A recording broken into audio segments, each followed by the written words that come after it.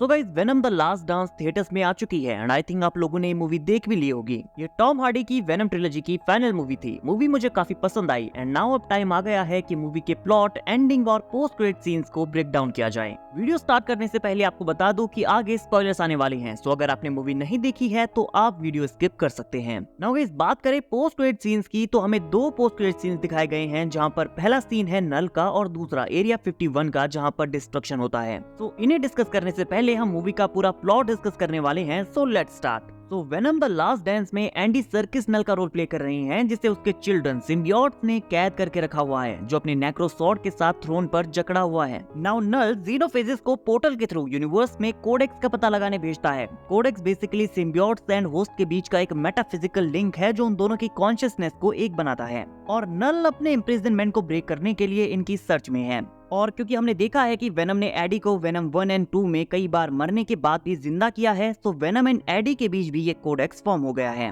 अब हम देखते हैं कि स्पाइडरमैन नो वे होम के बाद वेनम एंड एडी अपने यूनिवर्स में वापस आ जाते हैं, लेकिन वो दोनों अभी मैक्सिको के एक बार में वापस आते हैं, क्योंकि कार्नेज और डिटेक्टिव मलिगन की डेथ के बाद एडी को अरेस्ट करने का वारंट इशू किया गया था। लेकिन अब एडी अपने नेम को क्लीन एंड क्लियर करने के लिए न्यूयॉर्क ट्रेवल करता है, लेकिन यहाँ मैक्सिको से निकलने से पहले वो बार में वेनम का एक पीस छोड़ जाता है और वेनम सिम्बियोट के छोटे से पीस को यहाँ पर मिलिट्री कैप्चर कर लेती है। और फिर हम देखते हैं कि एरिया 51, जो कि मिलिट्री की एक ट्रेनिंग लोकेशन है, वहाँ पर सीक्रेटली अर्थ पर आने वाले सभी सिम्बियोट्स को कैप्चर करके उनके ऊपर स्टडी की जा रही है। देन हमें यहाँ पर दो साइंटिस्ट से भी इंट्रोड्यूस करवाया जाता है, जो कि इन सिम्बियोट्स के ऊपर रिसर्च कर रहे होते हैं। इनमें से एक साइंटिस्ट का नाम था टेडी पेन, जिससे अपने पास्ट को लेकर फ्लैशबैक्स आते रहते हैं, जहां बचपन में उसके ब्रदर के ऊपर थंडर पड़ने से उसकी डेथ हो गई थी। तो ये चीज उसे काफी ट्रॉमेटाइज करती है। देन हम देखते हैं कि डिटेक्टिव मलिगन यहाँ पर सरवाइव कर गया है, जिसे कार्नेज ने मार दिया था, बट उसके साथ एक न्यू सिम्बियोट मर्ज होता है, टॉक्सिन, जो उसे यहाँ पर जिंदा कर देता है।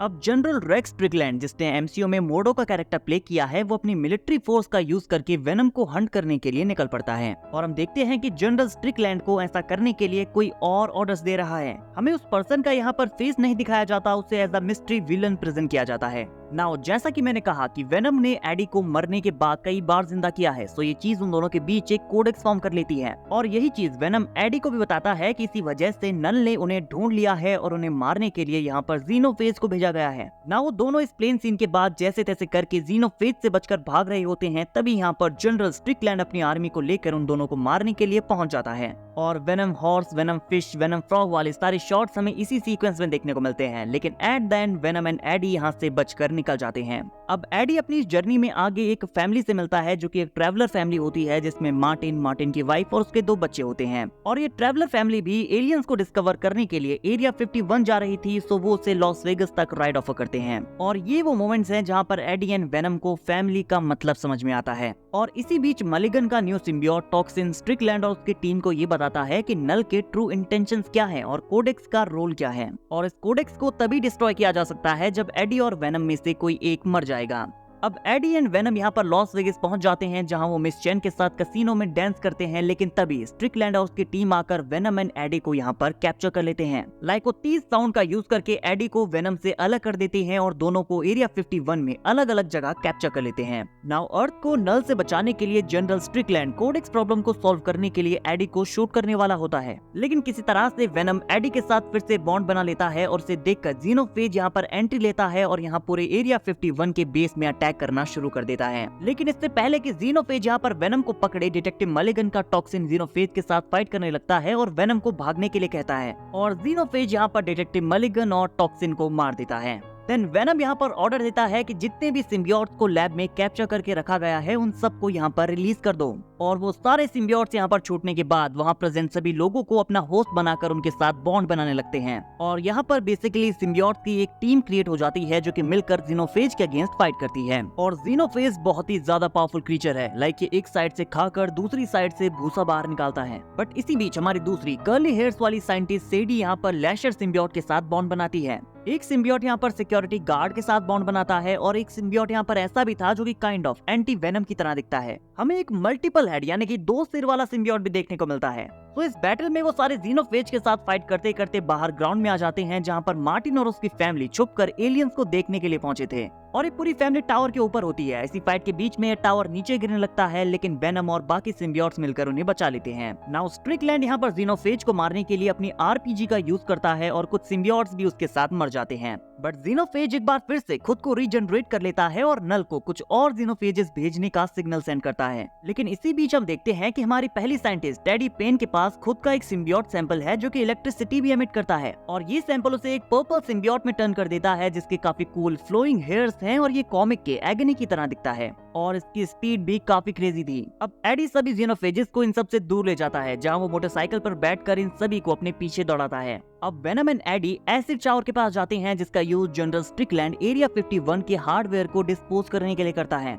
जहां वेनम सारे जीनोफेजेस को एब्जॉर्ब कर लेता है और एडी को बाहर फेंक कर उसे एक प्रोटेक्शन ग्लास दे देता है। इसके बाद वेनम स्ट्रिकलैंड को एसिड शावर को एक्टिवेट करने के लिए कहता है ताकि वो सभी जीनोफेजेस को मार सके, और इसके साथ वेनम खुद भी डिसइंटीग्रेट होना शुरू हो जाता है और एडी को गुड बाय कहता है। यहाँ स्ट्रिकलैंड अपने ग्रेनेड से इस पूरे एरिया को डिस्ट्रॉय कर देता है और यहाँ पर वेनम की डेथ के साथ साथ कोडेक्स भी खत्म हो जाता है। नल उसके थ्रोन पर ट्रैप्ड रह जाता है और एडी एंड वेनम के लास्ट डांस के बाद हमें यहाँ काफी सारे सिम्बियोट्स देखने को मिलते हैं। तो I think in new symbiotes के साथ सोनी आगे अपनी स्टोरी को कंटिन्यू रख सकता है। वेनम की स्टोरी तो खत्म हो चुकी है, लेकिन हमारे न्यू सिम्बियोट्स की जर्नी को यहाँ पर से स्टार्ट किया जा सकता है। नाउ एडी हॉस्पिटल में रिकवर होता है, जहाँ पर जनरल उसके सारे पास्ट रिकॉर्ड्स को क्लियर कर देता है। सो एडी अब अपने सारे ओल्ड चार्जेस से फ्री हो चुका है। अब एडी न्यूयॉर्क सिटी में वापस जाता है, जहाँ उसे वेनम के साथ बिताई अपनी फर्स्ट एंड सेकंड मूवीज की ओल्ड मेमोरीज याद आती हैं, और साथ में बैकग्राउंड में मरून 5 का मेमोरीज ब्रिंग बैक वाला सॉन्ग बजता है। अब एडी यहाँ पर स्टैचू ऑफ लिबर्टी के सामने जाता है बिकॉज वो इसे लॉस्ट सोल्स का सिंबल ऑफ सेफ हेवन मानता है। लाइक स्टैचू ऑफ लिबर्टी यहाँ पर एक सिंबल था कि एडी अर्थ को रिफ्यूजी सिम्बियोट्स के लिए एक सेफ हेवन, एक होम बनाना चाहता है।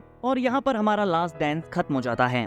नाउ बात करते हैं मिड क्रेडिट सीन की, जहाँ पर नल अपने थ्रोन पर बैठा होता है और कैमरा उसकी स्वॉर्ड से ऊपर जाता है और उसके हाथ नेक्रोसॉर्ड के ऊपर जमे हुए हैं। एंड यहाँ नल कहता है, your champion has fallen, your planets will be mine, the king is black is awake, I will kill your world, everyone will burn and you will watch. Null, जिसका सिर पूरी मूवी में नीचे करके दिखाया गया था, उसके व्हाइट हेयर्स उसके फेस को कवर किए हुए थे, अब वो अपना सिर ऊपर उठाता है। नाउ आप उसका फेस क्लियरली देख सकते हैं, fiery eyes, sharp teeth, he is threatening.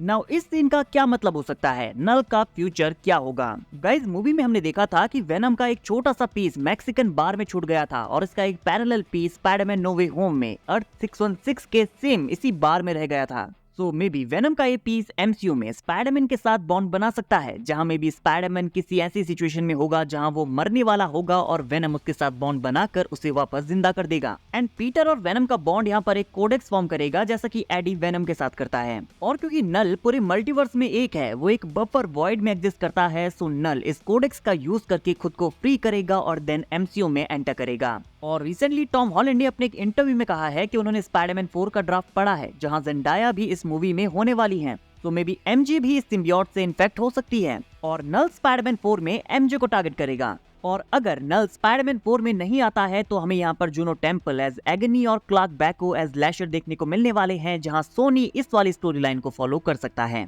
और मे भी हो सकता है कि एंड्रयू गारफील्ड भी इसी सेम यूनिवर्स में एग्जिस्ट करता हो और एंड्रयू का स्पाइडरमैन पहली बार एलियंस के साथ डील करेगा। तो अगर नल एमसीयू में नहीं जाता है तो सोनी ने अपने यूनिवर्स में भी काफी सारी चीजें सेटअप कर ली हैं, जहाँ से नल की स्टोरी लाइन को फॉलो किया जा सकता है। नाउ हमारा नेक्स्ट पोस्ट क्रेडिट सीन आता है एरिया 51 से, जहां हमें मैक्सिकन बार टेंडर देखने को मिलता है, जिसे मूवी की स्टार्टिंग में रेक्स स्ट्रिकलैंड ने यहाँ पर कस्टडी में ले लिया था। वो यहाँ एक केव से बाहर निकलता है और इस डिस्ट्रक्शन को देखकर वो बहुत ज्यादा हैरान हो जाता है। देन एक कॉकरोच यहाँ पर एक ब्रोकन ग्लास के पास जाता है और ये वही ग्लास था जिसमें साइंटिस्ट टेडी पेन्स ने एगनी सिम्बियोट को रखा था, लेकिन ग्लास में अब भी इलेक्ट्रिसिटी स्पार्क हो रही थी। देन कॉकरोच इस ग्लास के पास जाता है, इसे टच करता है एंड देन हमारा सीन यहाँ पर कट हो जाता है। ये ऑब्वियसली मूवी की अर्ली कन्वर्सेशन का रेफरेंस था, जहां पर साइंटिस्ट पेन कहती है कि कॉकरोचेस ने इस प्लेनेट पर कई सारे डिस्ट्रक्टिव इवेंट्स को सरवाइव किया है और ये अब भी कई मिलियन ईयर्स से एग्जिस्टेंस में हैं। तो आई थिंक ये इस चीज को हाईलाइट करता है कि जो इतने सालों में नहीं हुआ वो अब होगा। नल आने वाला है और वो अर्थ को डिस्ट्रॉय करके रख देगा, जहां पर कॉकरोचेस भी नहीं बचेंगे, वो सब कुछ डिस्ट्रॉय करके रख देगा।